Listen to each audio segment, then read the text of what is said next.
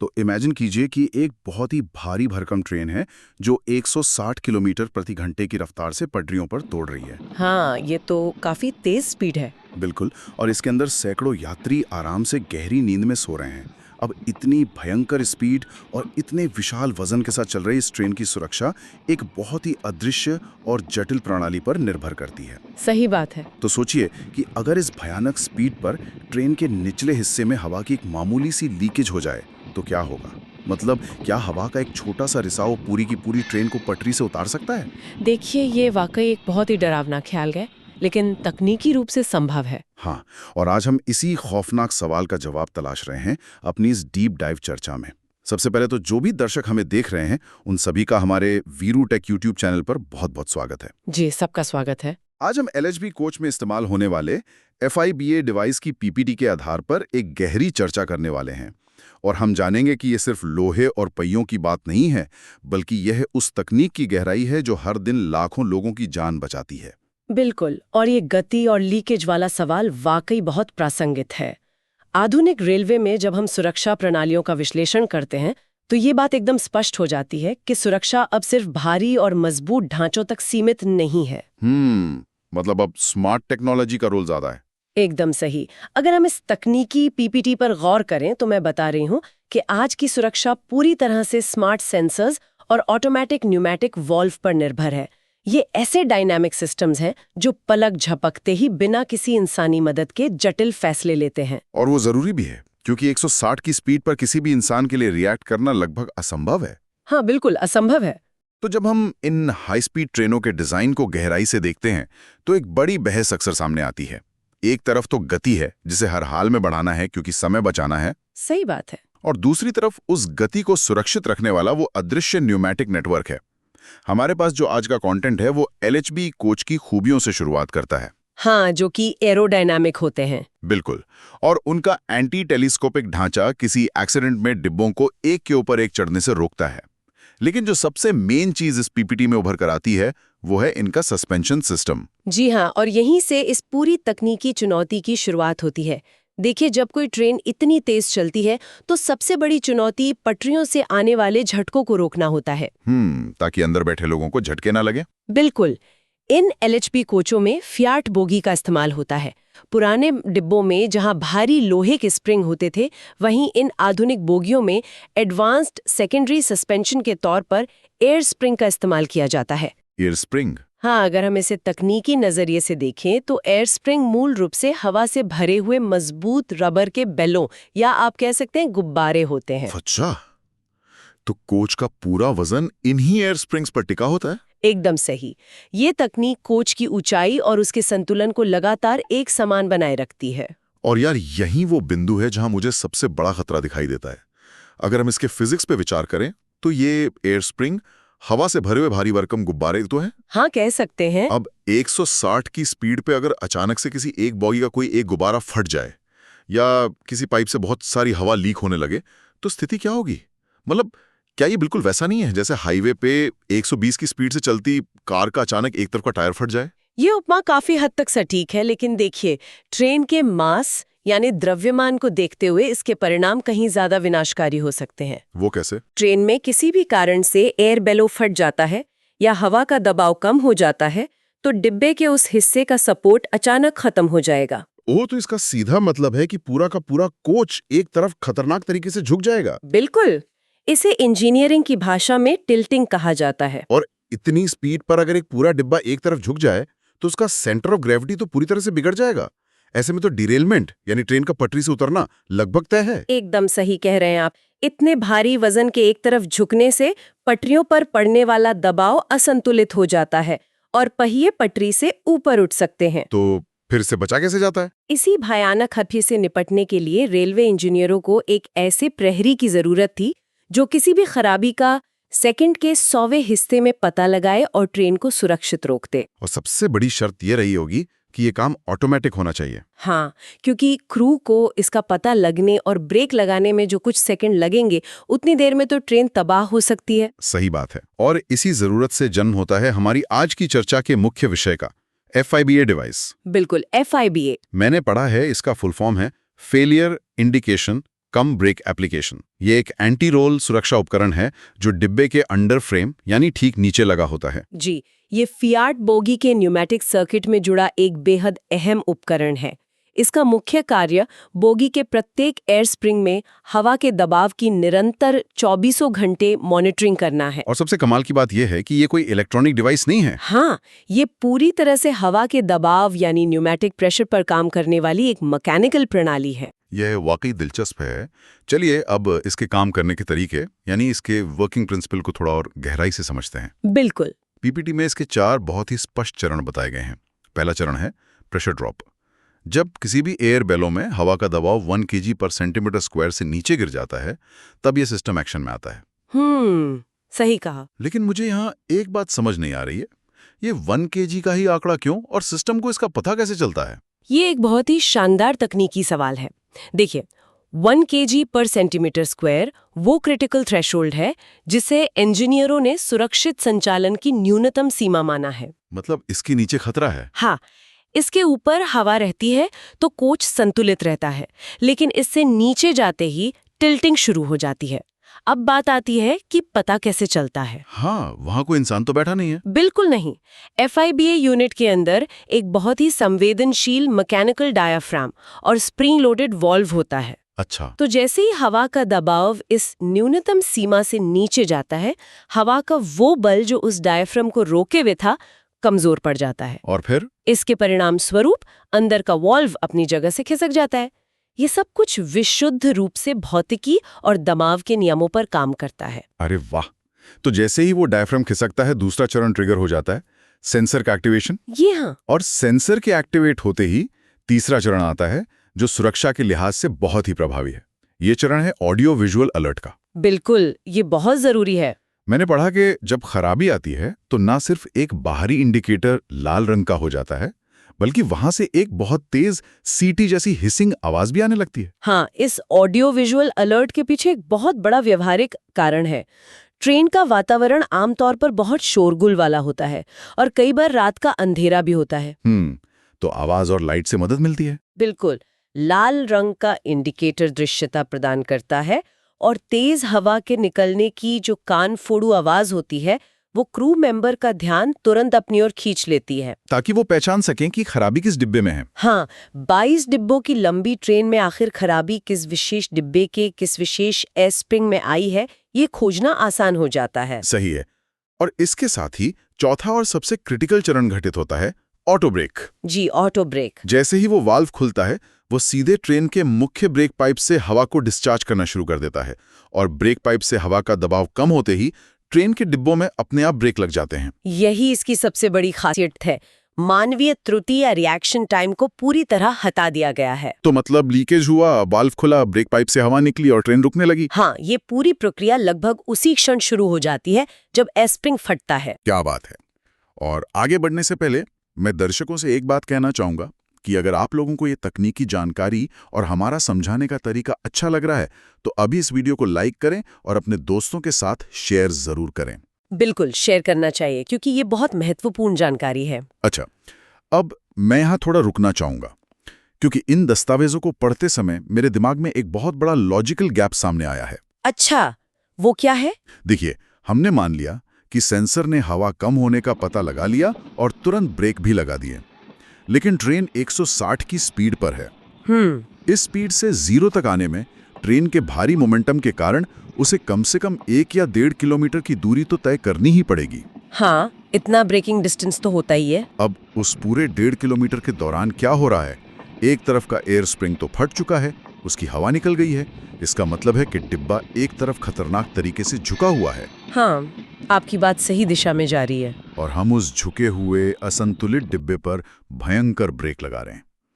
Physics के अनुसार असंतुलित अवस्था में तेज ब्रेक लगाना तो डिरेलमेंट को रोकने के बजाय उसे सीधा न्योता देने वाली बात हो गई। क्या मैं यहाँ कुछ गलत समझ रहा हूँ? नहीं, आपने बिल्कुल वही नस पकड़ी है जो किसी भी सस्पेंशन इंजीनियर की सबसे बड़ी चिंता होती है। ये वाकई एक बहुत ही जायज तकनीकी चुनौती है। तो फिर इसका समाधान क्या है? यहीं पर इस पूरी इंजीनियरिंग का असली मास्टर स्ट्रोक सामने आता है। FIBA सिस्टम को बनाने वालों ने भी इस खतरे को पहचाना था, इसलिए उन्होंने इसमें एक बहुत ही खास पुर्जा जोड़ा जिसे डुप्लेक्स चेक वॉल्व कहते हैं। डुप्लेक्स चेक वॉल्व, ये क्या करता है? ये प्रणाली सिर्फ ब्रेक ही नहीं लगाती, बल्कि उसी समय कोच का संतुलन भी वापस स्थापित करती है। संतुलन स्थापित करती है? वो कैसे संभव है? मतलब एक तरफ की हवा तो पहले ही लीक हो चुकी है। यही तो इस न्यूमेटिक जादू की असलियत है। तकनीकी विशेषताओं वाले हिस्से में एक बहुत ही महत्वपूर्ण फॉर्मूला दिया गया है, P1 - P2 is greater than और इक्वल टू 1.5। अरे बाप रे, ये तो काफी कॉम्प्लेक्स लग रहा है। चलिए इस जटिल समीकरण को आसान करते हैं। हर बोगी में 2 स्प्रिंग होते हैं, एक दाईं तरफ मान लीजिए P1 और एक बाईं तरफ P2। अच्छा, ठीक है। डुप्लेक्स चेक वाल्व इन दोनों स्प्रिंग्स के बीच एक पुल की तरह बैठा होता है और दोनों के दबाव को लगातार मापता रहता है। ओके, मतलब दोनों तरफ नजर रखता है। बिल्कुल। अब अगर किसी एक स्प्रिंग यानी P1 का दबाव दूसरे स्प्रिंग P2 की तुलना में 1.5 kg/cm² से अधिक कम हो जाता है तो ये डुप्लेक्स वाल्व तुरंत एक्टिव हो जाता है। और एक्टिव होते ही ये क्या करता है? ये उस दूसरी वाली स्प्रिंग से जो बिल्कुल सही सलामत थी, हवा को बाहर फेंकना शुरू कर देता है। अरे वाह, ये तो अद्भुत है। अगर मैं इसे अपनी आम भाषा में कहूं तो इसका मतलब है कि अगर चलते चलते मेरे बाएं जूते की हील अचानक टूट जाए और मैं बाईं तरफ गिरने लगूं, हाँ, तो अपना संतुलन वापस पाने और सीधे खड़े रहने के लिए मैं तुरंत अपने दाएं जूते की हील भी तोड़ दूं। बिल्कुल एकदम सही एनालॉजी है। मतलब दोनों हील टूट जाएंगी, मैं थोड़ा नीचे जरूर आ जाऊंगा, लेकिन कम से कम मैं लेवल में रहूंगा और गिरूंगा नहीं। क्या शानदार और विपरीत लगने वाली इंजीनियरिंग है यार। ये जूते की हील वाली उपमा इस पूरे सिस्टम को समझाने के लिए सबसे बेहतरीन तरीका है। डुप्लेक्स चेक वॉल्व का मेन काम ठीक यही है। कमाल है। वो सही सलामत स्प्रिंग से भी हवा निकालकर पूरे कोच को वापस संतुलित कर देता है। डिब्बे का ढांचा थोड़ा नीचे जरूर खिसकाएगा क्योंकि अब वो अपने इमरजेंसी रबर स्प्रिंग्स पर अटिका है, लेकिन वो किसी एक तरफ झुकेगा नहीं, बिल्कुल नहीं। और क्योंकि कोच अब वापस लेवल में है, इसलिए वो जो 1.5 किलोमीटर का ब्रेकिंग डिस्टेंस था वो पूरी तरह से सुरक्षित हो जाता है। कोई टिल्टिंग नहीं, कोई डिरेलमेंट नहीं। ये वाकई रोंगटे खड़े कर देने वाला डिजाइन है। एक छोटा सा पूरी तरह से मैकेनिकल वाल्व कितने गहरे लॉजिक पर काम कर रहा है। जी हाँ। लेकिन यहाँ एक सवाल और उठता है, उस फॉर्मूले में 1.5 kg का ही अंतर क्यों रखा गया? अगर दबाव में मान लीजिए 0.5 का अंतर आए तब वाल्व क्यों नहीं खुलता? ये भी एक बहुत महत्वपूर्ण इंजीनियरिंग निर्णय है। देखिए, जब ट्रेन किसी घुमावदार पटरी या कर्व से गुजरती है तो सेंट्रीफ्यूगल फोर्स के कारण डिब्बे का वजन प्राकृतिक रूप से एक तरफ ज्यादा शिफ्ट हो जाता है। अच्छा, हाँ, मोड़ पर तो ट्रेन झुकती ही है। बिल्कुल। इससे एक स्प्रिंग में दबाव हल्का सा बढ़ता है और दूसरे में कम होता है। ये एक नॉर्मल प्रक्रिया है। तो अगर डुप्लेक्स वाल्व को 0.5 पर सेट करते तो क्या होता? तो हर मोड़ पर सिस्टम को लगता कि लीकेज हो गई है और वो फालतू में ब्रेक मार देता। हो, फॉल्स अलार्म। हाँ, 1.5 kg का अंतर ये सुनिश्चित करता है कि सिस्टम तभी प्रतिक्रिया दे जब वाकई कोई गंभीर विफलता या फटने की स्थिति उत्पन्न हुई हो, न कि सामान्य घुमाव के दौरान। ये एक्सप्लेनेशन बहुत ही तार्किक है। फॉल्स अलार्म से बचने के लिए ये बफर बहुत जरूरी है। एकदम सही। अब जब हमने इसके काम करने के पीछे की फिजिक्स को इतनी अच्छी तरह समझ लिया है तो उसके व्यावहारिक पहलू पर आते हैं।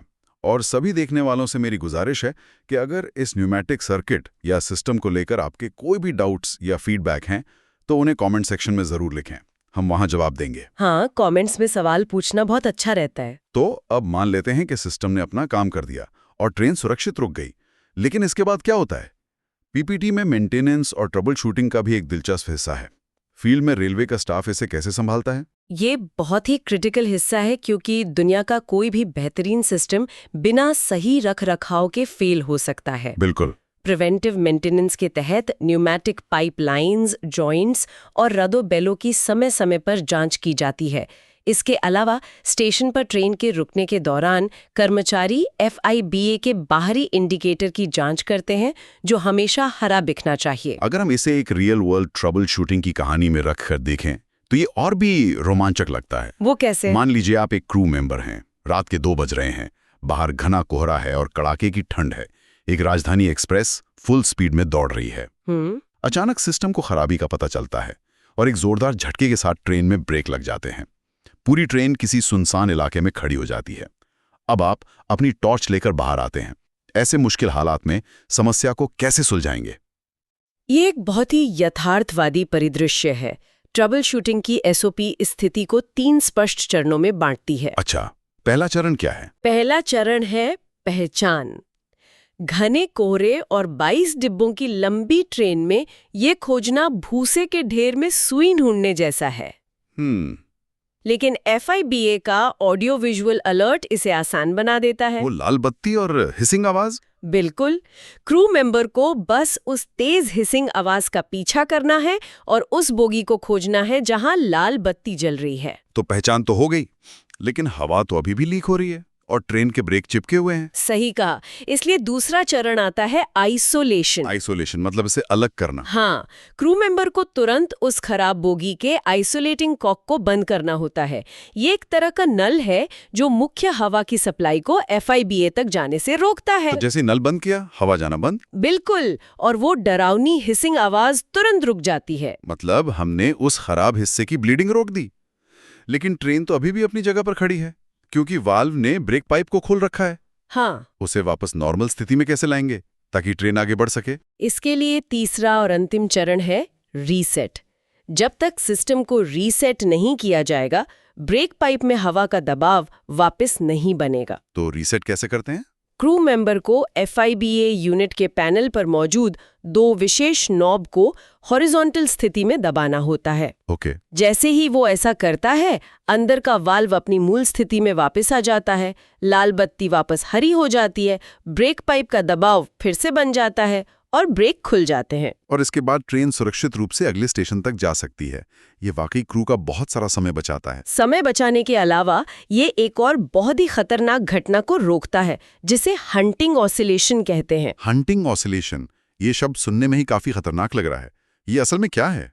देखिए, ट्रेन के पहिए पूरी तरह से बेलनाकार नहीं होते हैं। वे हल्के से शंक्वाकार या कोनिकल डिजाइन के होते हैं। अच्छा, ताकि पटरियों पर टिके रहे? हाँ, जब ट्रेन बहुत तेज चलती है तो ये डिजाइन कभी-कभी एक प्राकृतिक साइड टू साइड मोशन यानी दाएं बाएं हिलने की प्रवृत्ति पैदा करता है। इसे ही हंटिंग ऑसिलेशन कहते हैं। मतलब जैसे सुपरमार्केट में ट्रॉली का पहिया वूबल करने लगता है? बिल्कुल। अब सोचिए कि वो ट्रॉली 160 की रफ्तार से चल रही है और उसका वजन 100 टन है। बाप रे। और अगर डब्बा एक तरफ झुका हुआ हो तो ये वूबलिंग तो नियंत्रण से बाहर हो जाएगी? एकदम सही। पहिया पटरी को तोड़कर बाहर निकल सकता है।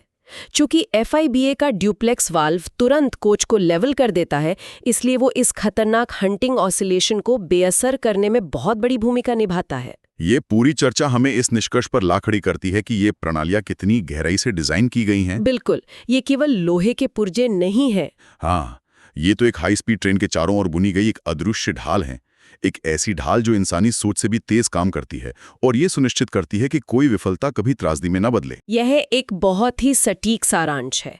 बिना किसी बिजली या सॉफ्टवेयर के, केवल न्यूमैटिक्स के भरोसे इतना सटीक जीवन रक्षक तंत्र बनाना इंजीनियरिंग की बहुत बड़ी उपलब्धि है। वाकई। अब इस डीप डाइव के अंत में एक बहुत ही दिलचस्प और प्रोवोकेटिव विचार सामने आता है जिस पर हम सबको सोचना चाहिए। वो क्या? आज हमने देखा कि कैसे एक मैकेनिकल वॉल्व इतनी तेजी से फैसले लेकर जाने बजाता है, लेकिन सोचिए भविष्य में जब इन प्रणालियों में AI यानी आर्टिफिशियल इंटेलिजेंस और एडवांस्ड डेटा एनालिटिक्स पूरी तरह से जुड़ जाएंगे तो क्या होगा? यह एक बहुत ही प्रासंगिक दिशा है। आज FIBA तब काम करता है जब खराबी आ चुकी होती है, लेकिन क्या भविष्य के AI संचालित सिस्टम उस रबर के स्प्रिंग में आने वाले माइक्रो क्रैक्स को हफ्तों पहले ही भांप लेंगे? बिल्कुल संभव है। क्या तब मशीनें ट्रेन के पुर्जे खराब होने का इंतजार करेंगी या फिर डेटा के आधार पर पुर्जे के खराब होने से पहले ही सिस्टम को अलर्ट कर देंगी और ट्रेन को रुकने ही नहीं देंगी? और अगर ऐसा होता है तो हम रिएक्टिव मेंटेनेंस से पूरी तरह प्रिडिक्टिव मेंटेनेंस के युग में प्रवेश कर जाएंगे और ये बहुत जल्द होने वाला है। एकदम सही। और तब ये अदृश्य ढाल दुर्घटनाओं को जन्म लेने से पहले ही खत्म कर देगी। तो दोस्तों, अगर आपको ये डीप डाइव चर्चा पसंद आई और आप चाहते हैं कि हम ऐसे ही गहराई वाले टॉपिक्स लाते रहें, तो ऐसे ही बेहतरीन टेक्निकल कंटेंट के लिए वीरू टेक चैनल को तुरंत सब्सक्राइब करें। और हाँ, बेल आइकॉन दबाना बिल्कुल ना भूलें। बिल्कुल, ताकि कोई भी नया अपडेट आपसे मिस ना हो। आज की चर्चा में जुड़ने के लिए बहुत बहुत धन्यवाद।